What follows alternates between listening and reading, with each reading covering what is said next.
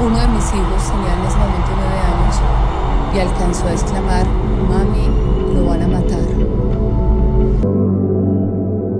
Mucho cuidado. La calle está dura. Y usted sabe que los conflictos en Colombia se resuelven con puños. Andrés, quédate. Y Andrés dice, no, tengo que dar la cara.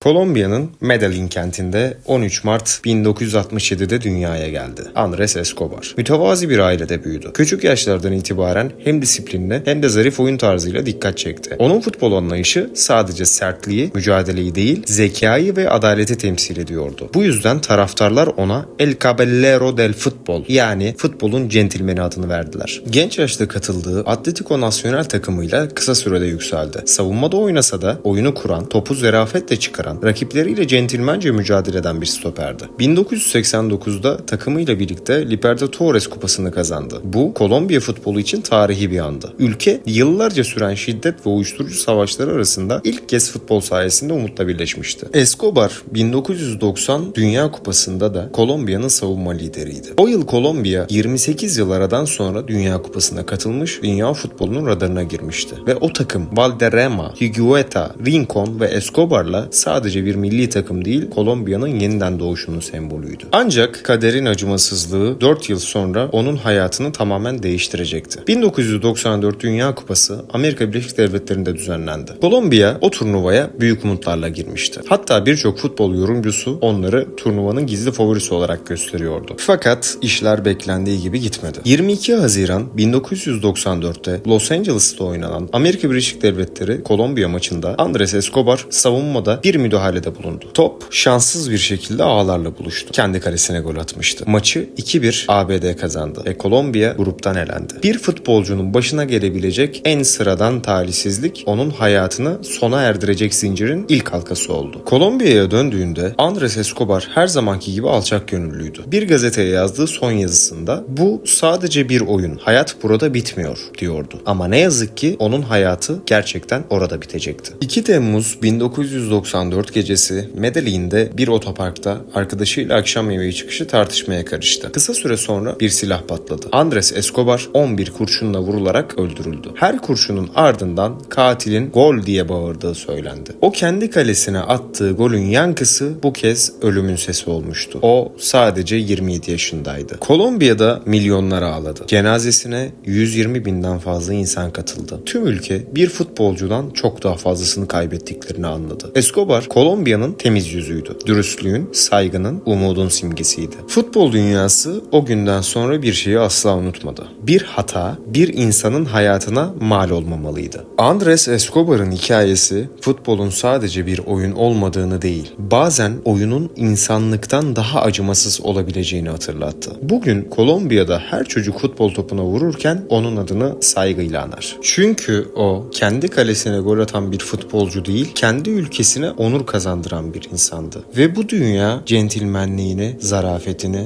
ve sessiz gücünü çok erken kaybetti. Ama o hala futbolun vicdanında yaşıyor. Andrés Escobar, futbolun sessiz meleği.